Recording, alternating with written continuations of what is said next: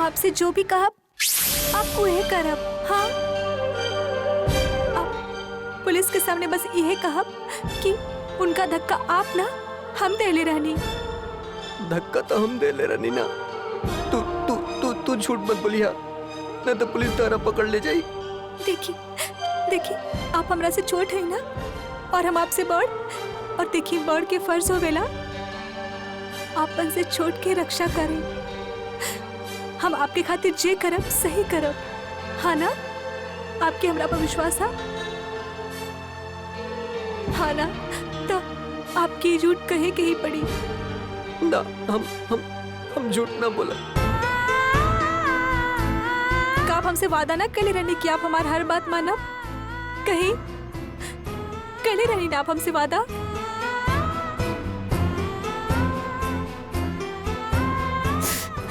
तब आपके हमारी बात माने की ही पड़ी।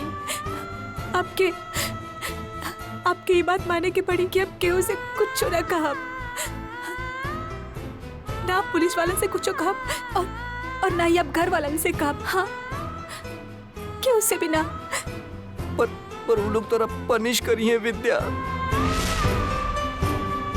तोरा वो जेल में डाल दी है, तो हर पिटाई करी है।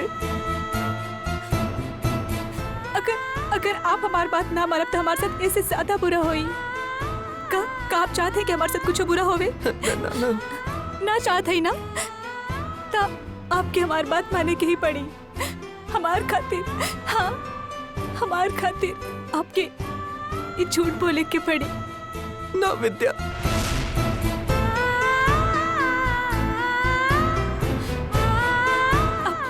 आपके सौगंध है हमार, आपके उसे कुछ न कहब।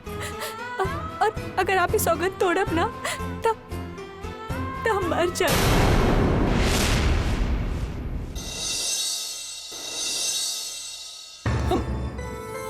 हम वादा न तोड़ब। आप याद रखब, सिर्फ हमार खातिर ही झूठ कहब।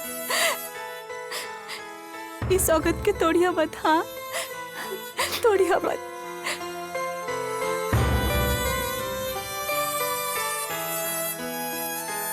हम वादा न तोड़ब विद्या, हम तार वादा न तोड़ब।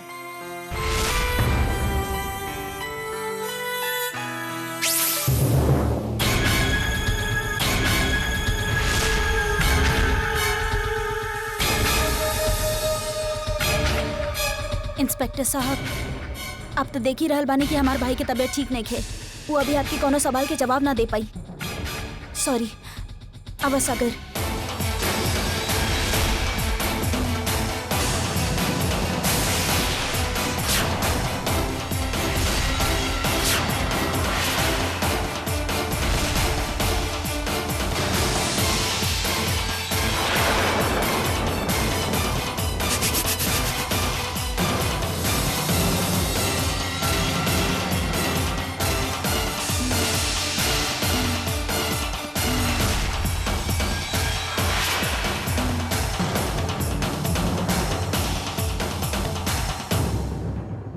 चला। कांस्टेबल, चला सागर, सिंदूरा दी, चला यहाँ से। सागर, सागर, विद्या ठीक बिया वो, डोंट वरी।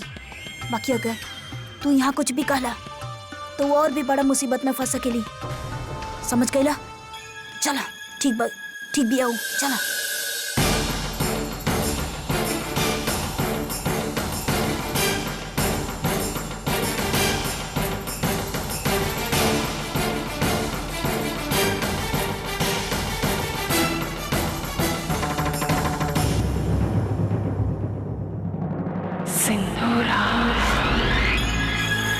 बेचारी अनपढ़ विद्या, ओकरा तो ये भी ना पता कि ओकर पति के दिमागी हालत देख के अदालत ओकरा जेल ना भेजी।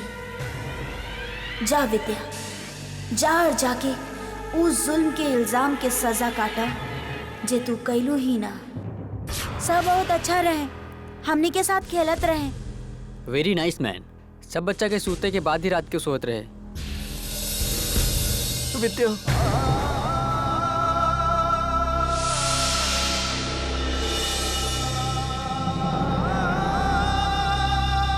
और इनकर पति के खास ध्यान रखत रही। ये आंटी बहुत गंदा है। ये आंटी सर के मार देनी।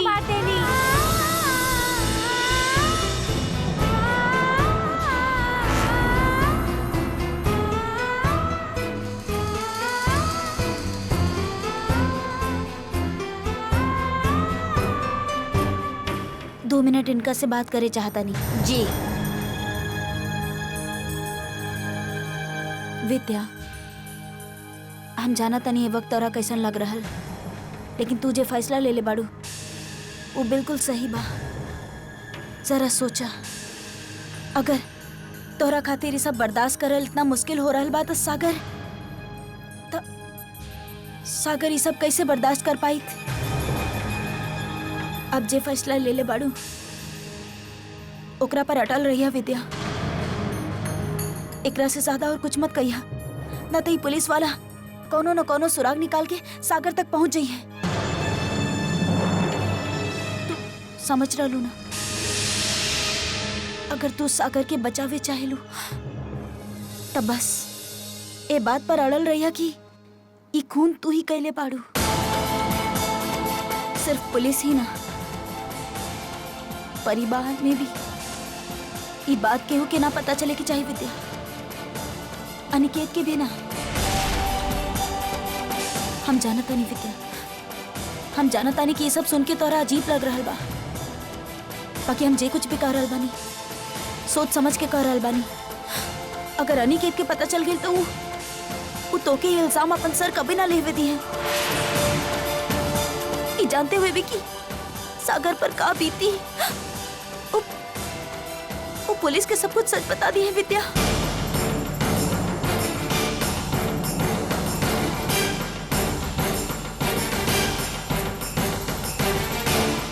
बस विद्या, ए बात के ख्याल रखिए कि ये राज सिर्फ हम दोनों के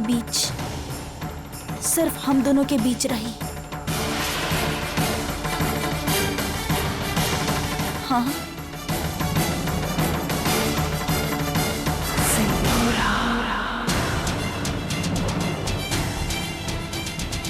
चलिए मैडम।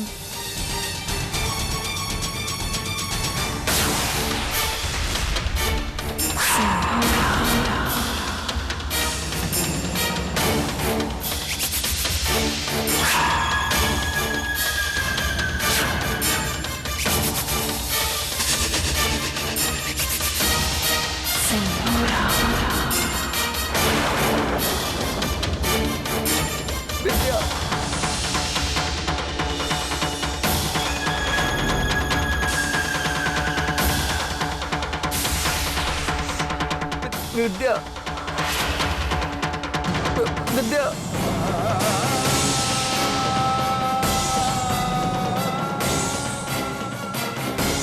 सागर कहाँ जा रहा बड़ा तू? दी प्लीज विद्या के ना रोक ली। सागर, तू वहाँ ना जाबा। दीदी, रुका सागर, सागर। विद्या के लेके जाता रे, प्लीज विद्या के रोक ली।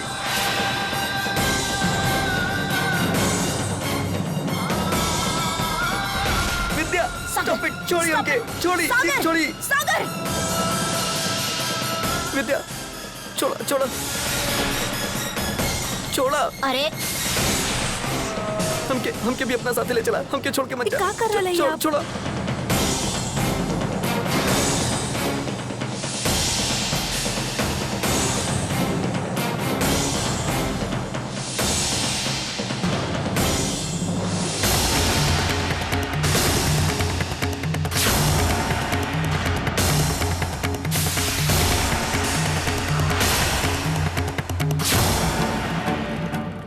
ना,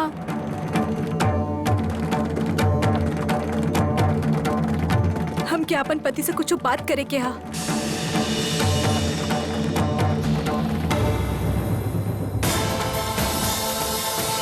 क्या कर रहे हैं आप? हमके छोड़ के मत जा विद्या, प्लीज मत जा। हमारे साथ आइए आप।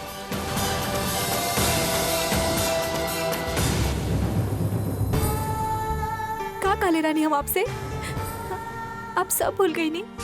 हम आपसे कले रहनी ना। हाँ, हम कले रहना कि हम सब ठीक करते, फिर भी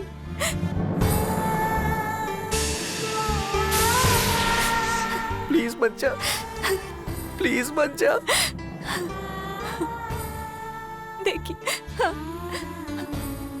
ऊपर देखिए, पता वहाँ पापा है और वो हम दोनों के साक्षी है। वो हमारे से जाने लगना। हाँ, अब पापा से बात करी हा और उनकरा से कही हा कि वो शंभुनाथ से कहे कि हमारी रक्षा करे। कहा ना करा पापा, प्लीज मत जा, प्लीज मत जा। जाए के पड़ी।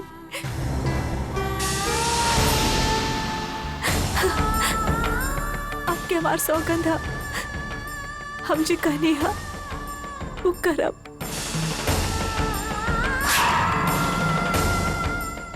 आप हमार बात मानब ना।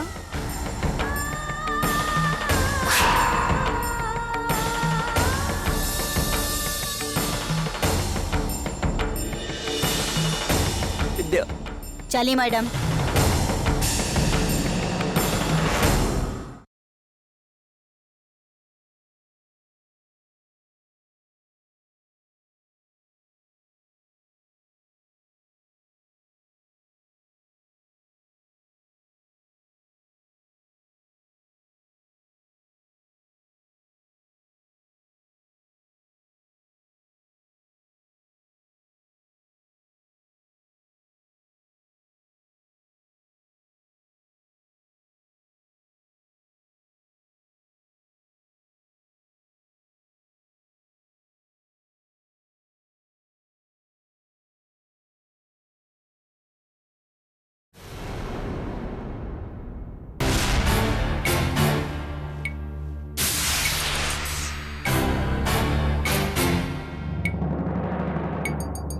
अनिकेत बेटा, का भइल? माँ, I don't believe this. हम माने नहीं के सकत। अनिकेत जी, भइल का हा? ओह, विद्या के हाथे सागर के कैंप मास्टर के खून हो गई।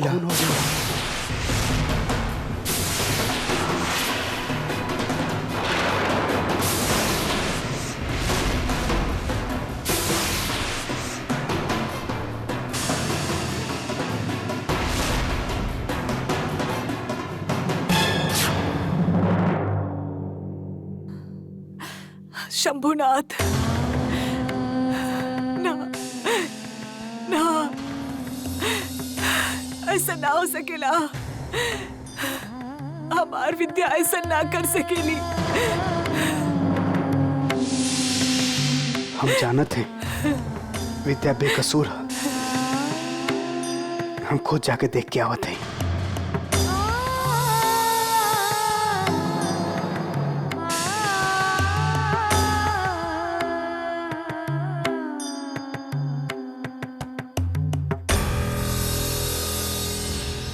कुणाल सिंह, एकरा ले जाके बंद कर दा। जी साहब।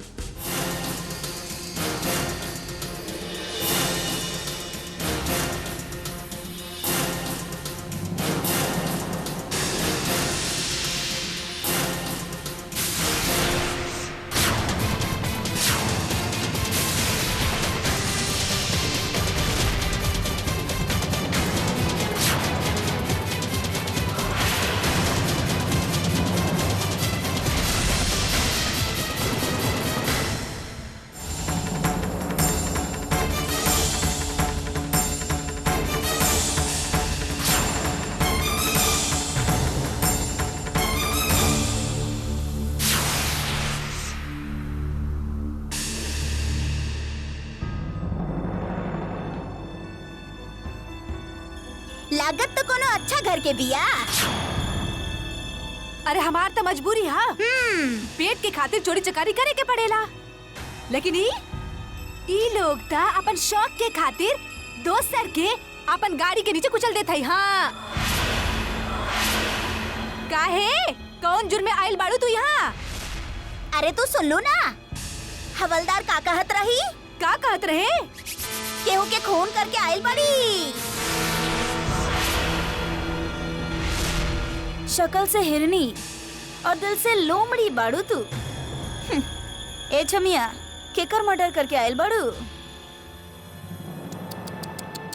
तू तो गईलू बच्ची, गईलू फांसी पर चढ़बू तू तो। हाँ, अगर जज के दया आ गई एकर भोला भाला सूरत पर तो 14 साल के सजा सुना दी है, वरना एकर भरल जबानी तो ये जेल के भीतर गुजरे वाला बा।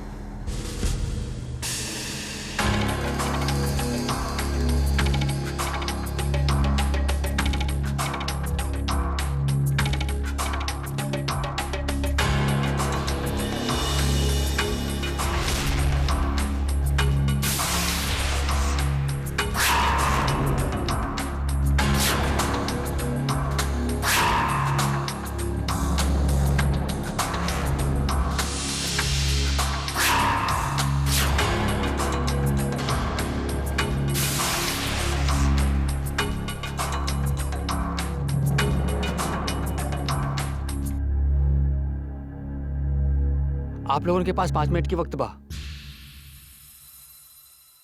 बैठा विद्या, बैठा।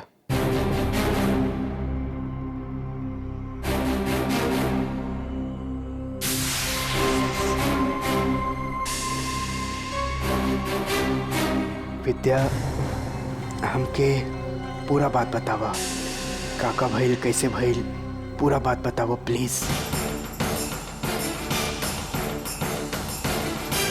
अगर तू सागर के बचावे चाहे तो बस ए बात पर अड़ल रही कि इस खून तू ही कहले बाड़ी। परिवार में भी ये बात केहू के पता न चले के अनिकेत के भी ना।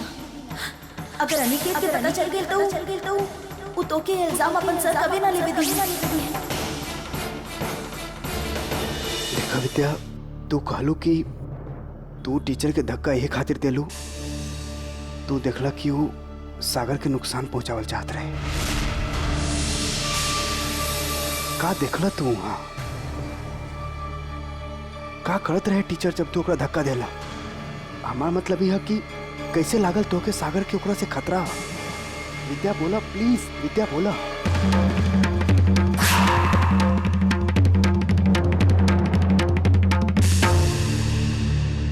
हम जैसे ही कैंप पहुंचनी, वहाँ पहुंचा थी, अब गई लागे लागल कि कुछ तो गलत था वहाँ पर।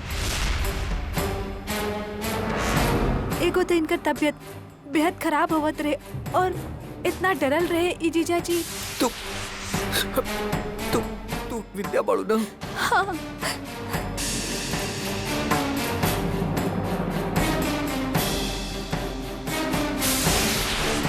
ये भी बतैलस कि मास्टर जी इनका डरावत रहे।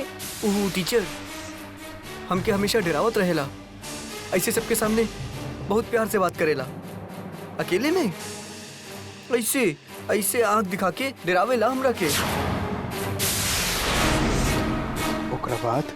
ओकरा बाद का भइल विद्या? ओकर बाद जीजा जी ये हमारे साथ जब भी होवत रहे तब कोनो ना कोनो बहाना से आकर मास्टर जी इनका दूर ले जावत रहे, और जब हम यहाँ आवे खाते निकलनी तब ये अचानक गायब हो गई। सुनी,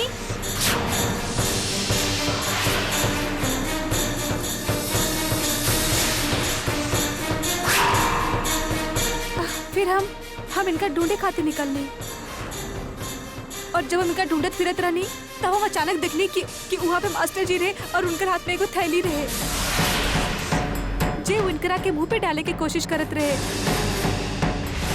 का? हम भागत वहाँ पे गए जीजा जी, हम बहुत बीच बचाव के नहीं, हम इनका बचावे की कोशिश की और मास्टर जी हमके धक्का दे देलस। हम दूर जाके गिर गए नी और वहाँ पे खड़ा होके ये सब कुछ देखत रहनी और फिर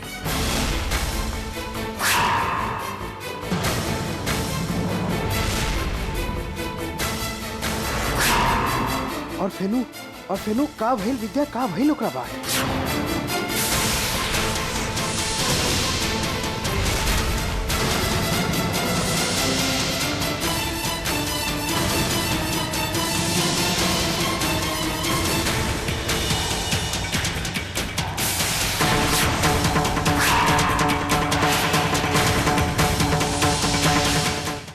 और फेनू का विद्या, ओकरा बाद का भइल? प्लीज बोला, ओकरा बाद का भइल? हमके लागल कि शायद मास्टर जी दोबारा उनकरा पर हमला करत, तो हम भाग कर गए नी और हम मास्टर जी के धक्का दे देनी। उनकर सर जाकर एगो पत्थर से टकरा गई और वो का ये सच है विद्या?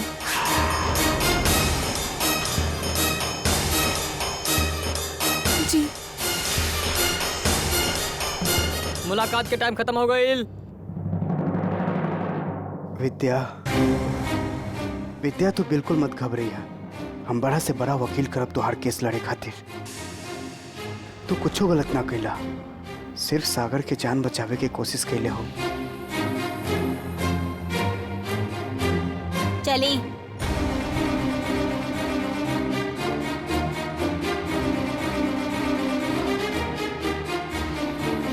जीजा जी, इनकर ख्याल रखिए आप।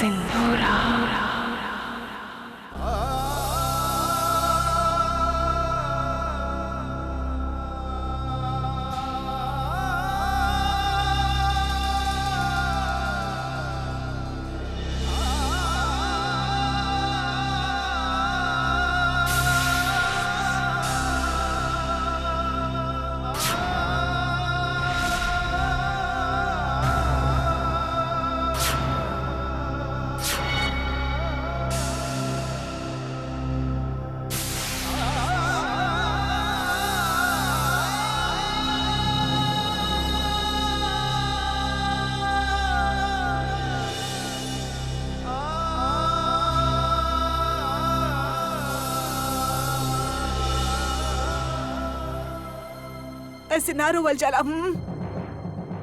दामाद जी बताई ना, पुलिस काहे पकड़ के ले गई हमार विद्या के? का भइल रही हुआ बताई ना। दद्दा, आप डेराइल काहे बानी इतना? बताई ना का भइल रहे हुआ? पुलिस काहे पकड़ ले हमार विद्या के? वो विद्या ना का आपकी बात मानने की पड़ी कि अभी क्यों से कुछ ना कहा, ना पुलिस वाले से कुछ कहा और ना ही आप घर वाले से कहा।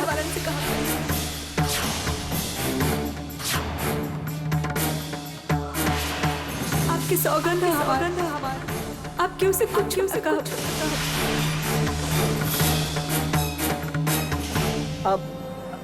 आप घबराई मत, विद्या घर वापस आ जाई। सिंदूरा दी और अनकेत जीजू कहले बाड़े के वो लोग विद्या के वापस घर ले आई हैं। हम सिंदूरा दी से फोन पे बात कर ले रही। सिंदूरा दी कहले बाड़ी के अगर आपके फोन पे उनसे बात करे के बाद तो हम आपसे बात करवा दे बनकर। आप घबराई मत। हम अभी फोन करता नहीं सिंदूरा दी के। आप घबराई मत, आ जाए विद्या। हे भगवान, एक ऐसे मुसीबत में डाल दे ले हमार बच्चा सबके। कुछ समझ में ना आ रहल बा निकेत। विद्या कहेली कि टीचर सागर के मारे चाहत रहे, ओकरा डरा के रखत रहे। बाकी सारा बच्चा कहेलन कि टीचर तो बहुत अच्छा रहे। विद्या कहेली कि टीचर के हाथ में एगो प्लास्टिक के थैली रहे जेकरा से वो सागर के मारे की कोशिश करत रहे। बाकी पुलिस के वहाँ ऐसा कोनो थैली ना मिलल। कुछ समझ में ना आ रहल कि केकरा पर यकीन करी। सिंदूरा, एमे ना समझे वाला कौन बात है? हम विद्या पर यकीन करब काहे कि वो गलत हुई नहीं के सकत, लेकिन वो टीचर सागर के साथ कुछ करत रहे, ओकर मकसद का रहे? इस सवाल के जवाब तो टीचर से मिल सकत रहे जे मर चुकल है। कोनो न कोनो कड़ी है जे कहीं और जुड़ल है।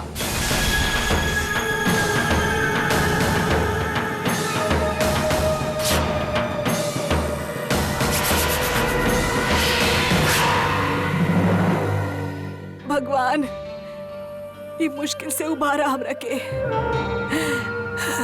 विद्या के रक्षा करा।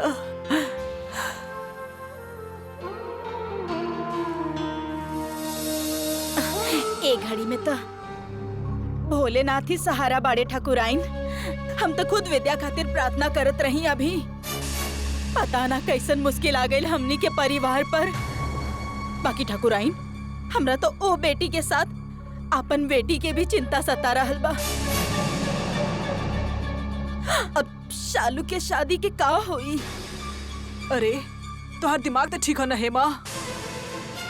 अरे वह विद्या इतना मुसीबत में फसल हा और तो के शालू के शादी के सोचल हा। विद्या के तो मुश्किल में फंसे के हो भी बा ठाकुराइन मम्मा। जब देखा ट्रबल के आई लव यू कहत रहेली। चुप करा। एकर कहे के मतलब बाकी ठाकुराइन विद्या तो बाड़ी ही अभागिन।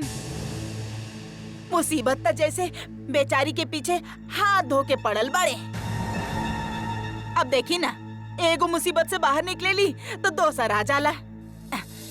बाकी ठाकुराइन, एकर वजह से ता जिंदगी के बाकी कामकाज ना रुक सकेला ना।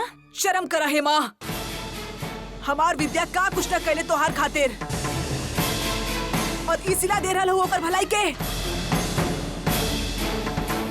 वो बेचारी तो अपन सारा जिंदगी दोसर खातिर अर्पण कैले हा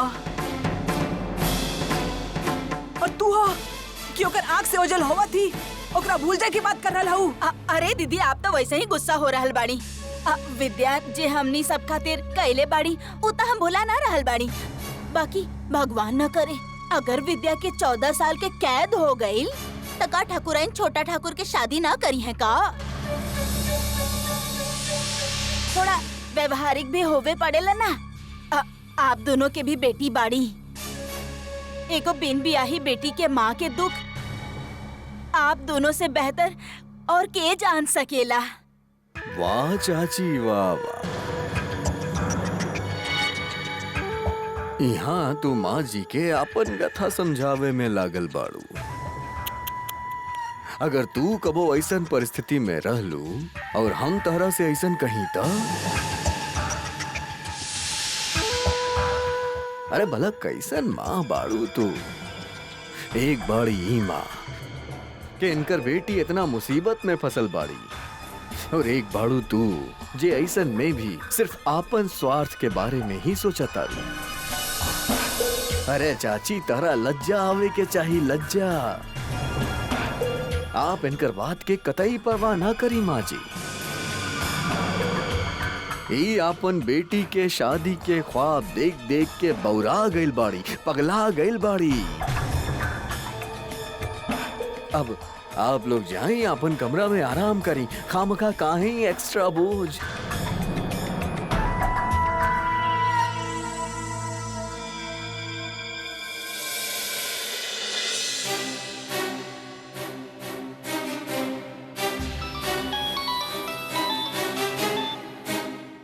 हेलो हेलो हेलो दी आप विद्या को लेके घर आवता नहीं ना? विद्या आपके साथ बाड़ी ना? कैसन बाड़ी विद्या? सागर बेटा, हम तोहरा के आराम करे खातिर कहले रही। हमरा के परेशान मत करा। हम तोहरा से बाद में बात करत तानी। ना ना ना ना दी, प्लीज प्लीज बोली ना दी। आप विद्या के जेल से छुड़ा के घर लावता नहीं ना? कैसन बाड़ी विद्या? ठीक बाड़ी ना? दीदी प्लीज बोली ना, एक बार बोली ना प्लीज।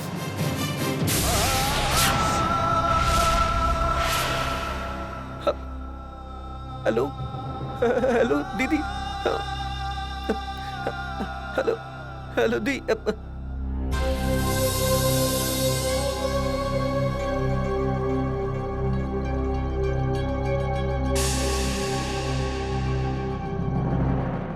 सिंदूरा दीदी के फोन रहे, वो बतैले बाड़ी के विद्या भाभी के जेल में भेज दिया गइल बा।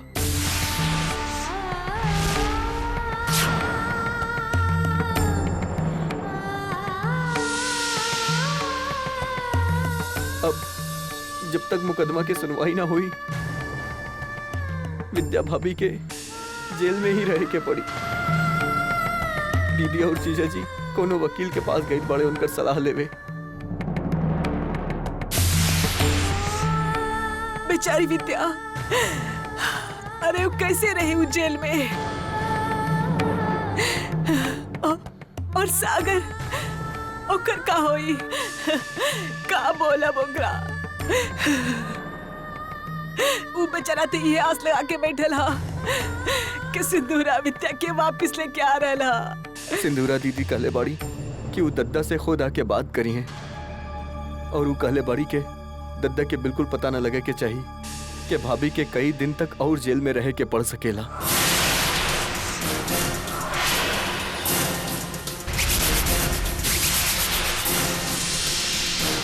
वो एक और बात कहले बाड़ी, वो बड़ा सख्ती से कहले बाड़ी कि दद्दा के भाभी से मिले ना देवे के बा, काहे कि ऐसे उनकर तबीयत पे बुरा असर पड़ सकेला।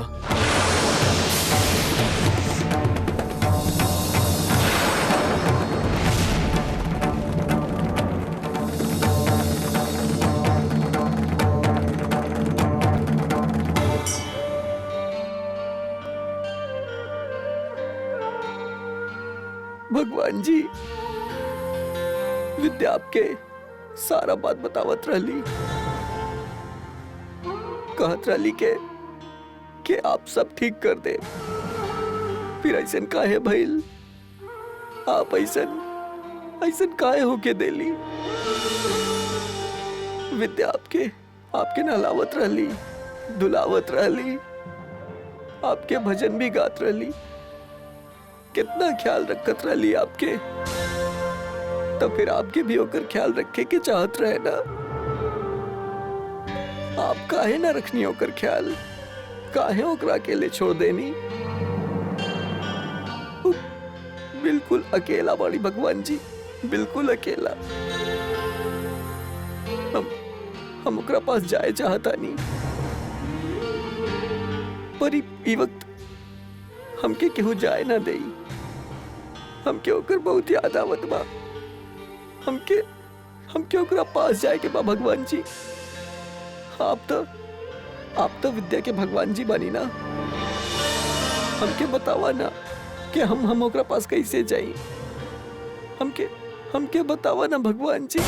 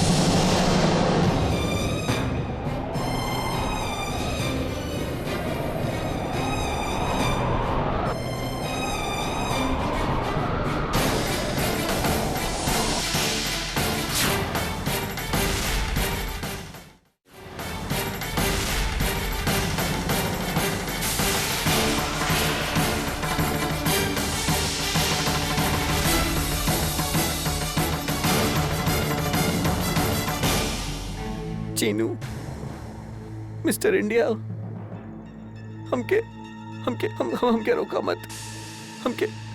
हमके विद्या के पास जाए के बा। प्लीज वो अकेल बाड़ी, हमके विद्या के पास जाए था।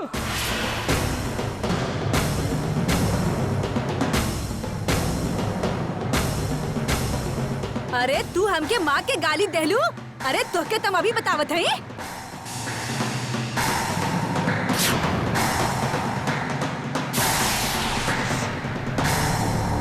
ए का चल रहा बा? अखाड़ा समझ ले लू का पुलिस लोग कब के? छोड़ा एक दूसरा के। ला खाना खाला। चला तू वो खाला।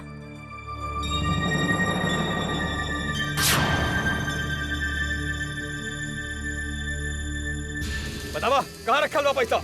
ना सब हम ना जाने ली साहब। बता जल्दी पैसा कहाँ रखल बा? हम ना जाने ली साहब। बता ना तब देख लिया तू। साहब हम पैसा ना लेनी साहब। बतावा। तू ऐसा ना मानी। मिस्टर हुसैन, हाँ? उधर देखा। पैसा चोरी करेला? ना साहब हम ना चोरी करेंगे पैसा।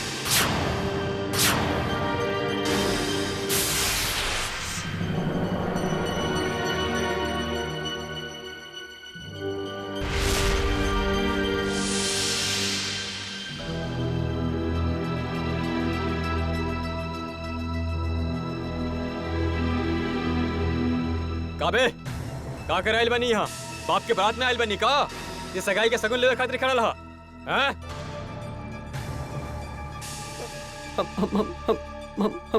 हम अपन पत्नी से मिले आयल बानी। पत्नी से मिले आइल बनी? अबे तू पुलिस स्टेशन के का बाल विवाह केंद्र समझ के रखल बानी हैं? चल भागा यहाँ से, नहीं तो टायर लटका दूं गले में तोरे। चल भागा। हवलदार जी प्लीज दद्दा के एक बार मिल लेवे दी ना भाभी से। अंकल जी प्लीज, बस एक बार मिले दी ना। अबे रात हो गई बा, मिले मिलावा के टाइम खत्म हो गई हा। चल भागा। प्लीज। का हो रहा है सब?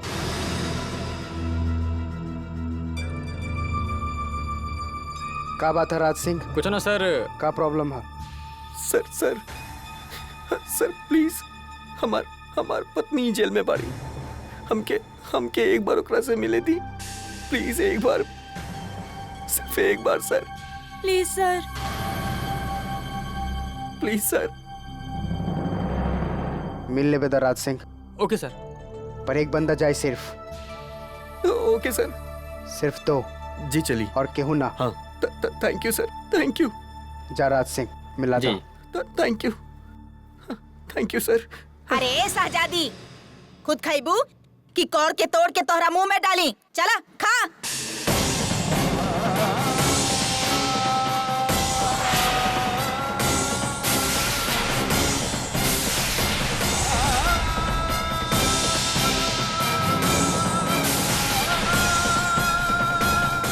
विद्या